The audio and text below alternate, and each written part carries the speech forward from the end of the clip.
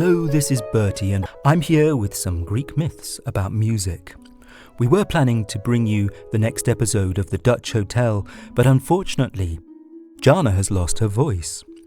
We think it's due to a summer cold, so for that reason, I'm here with 2 musical myths. First, I'm going to tell you how the Greek god Apollo began to play the musical instrument called the lyre. A lyre is a kind of harp, or you might even think of it as an ancient guitar. One form of a lyre uses a tortoise shell as its soundbox. This story explains how Apollo came to play a tortoise shell lyre. But the story begins with another god, Hermes. Hermes was the messenger of the gods, also known as a trickster, a dream giver, and a thief. The mother of Hermes was Maia, a nymph who gave birth to him in a cave. As soon as he was born, his father, who was Zeus, king of the gods, gave him a pair of winged sandals that enabled him to fly. The baby god was just a day old when he first flew out of the cave and began to explore the world. As he was flying around, a plodding and wrinkly-faced creature caught his eye. This was the tortoise, who carried her shell around on her back. As soon as Hermes saw the shell, he understood how it could be useful to him, and he wanted it. So he landed in the tortoise's path and declared, "Hello, my pretty one. How are you today?"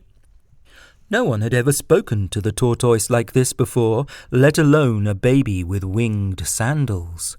She should have suspected a trick, and perhaps she did. But Hermes' flattery worked its charm on her.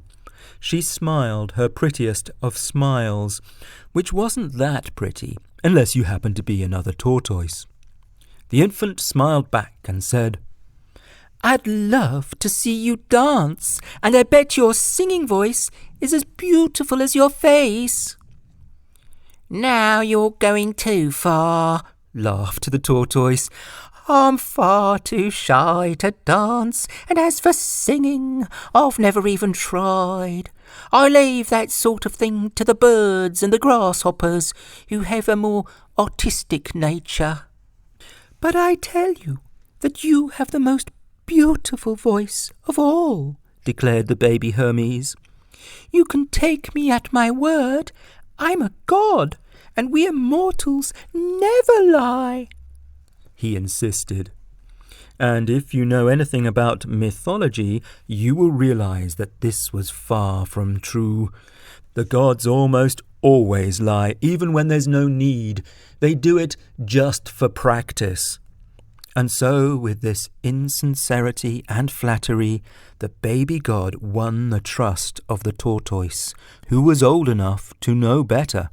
But all he really wanted to do was to steal her beautiful shell.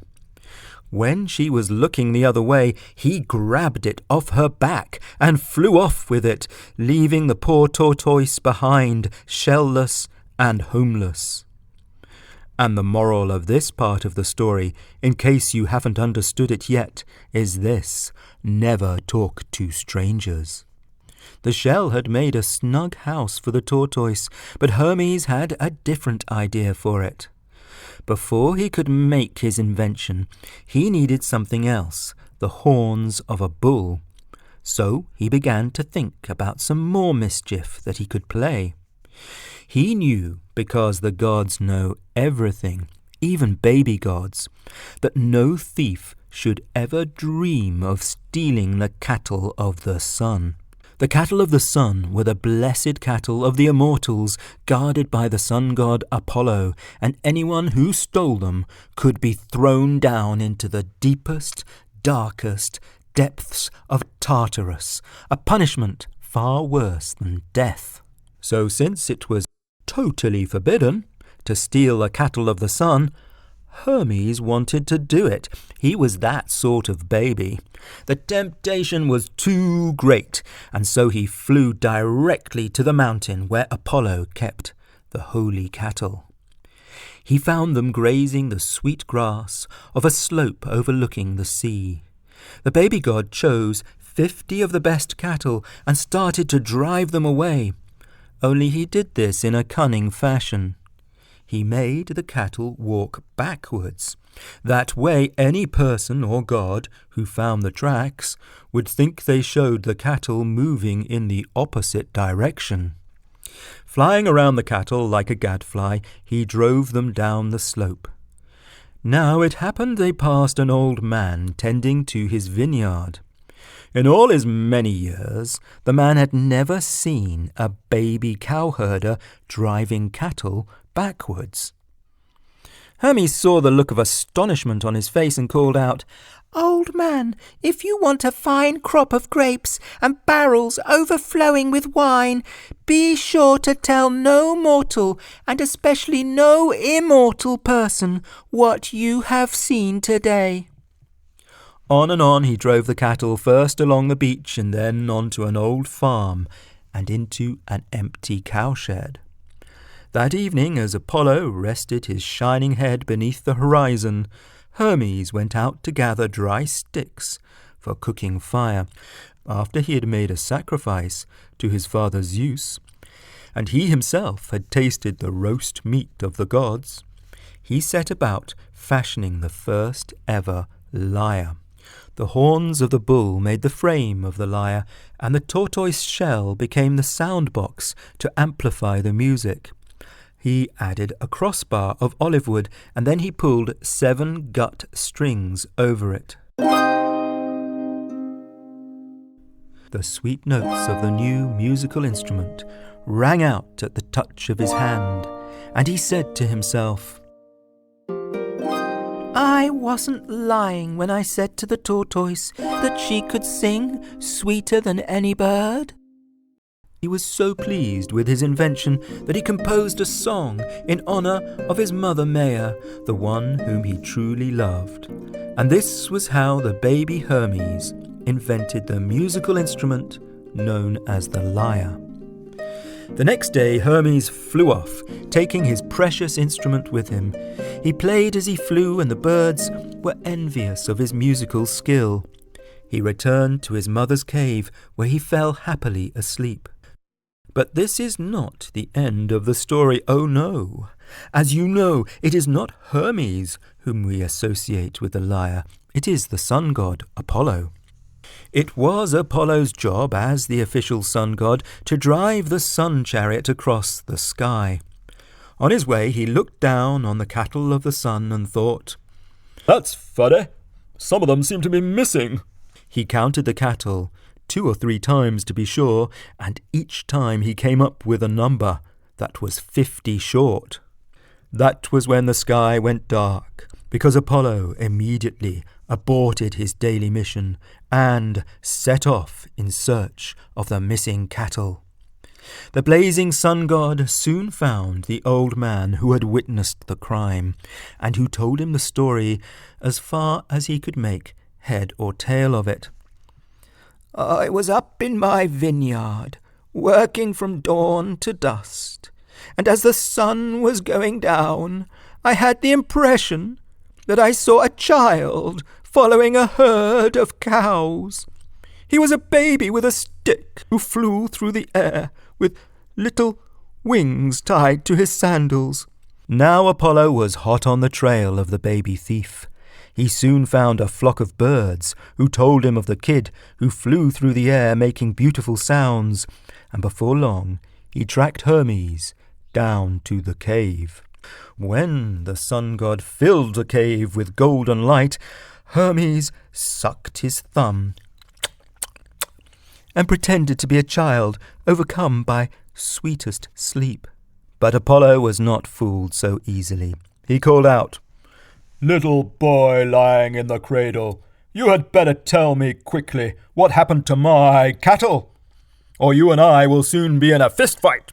"Search me," replied the baby god. "Why ask me about your missing cows? I haven't seen them. I haven't heard a word about them. No one's told me a thing." "Stop lying. I'm not the fool you take me for." Do I look like a cattle driver?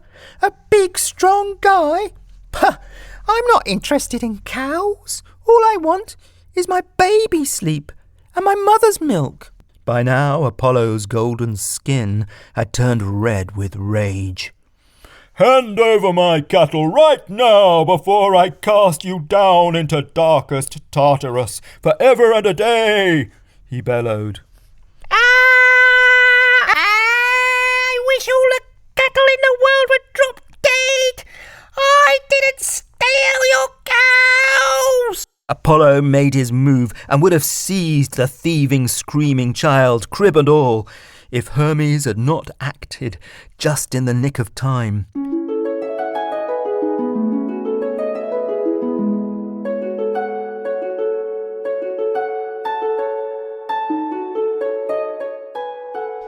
He began to play his lyre so sweetly and so magically that the sun god stopped in his tracks, amazed at the sound of the music.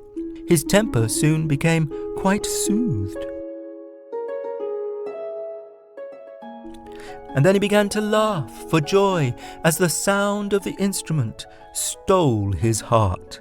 "What is this new sound, this wonder to my ears?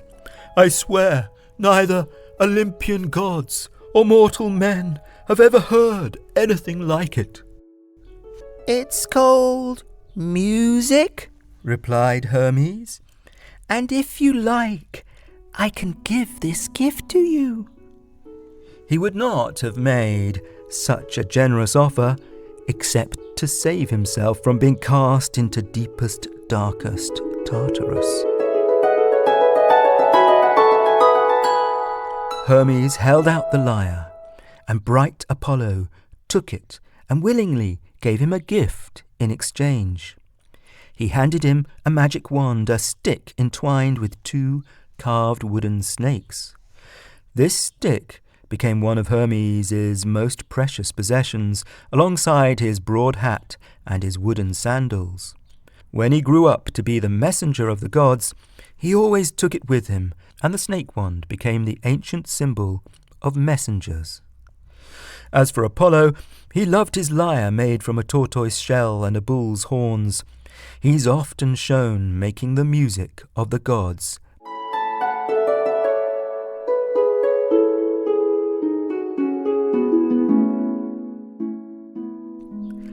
And that's the ancient myth of how Apollo acquired his lyre.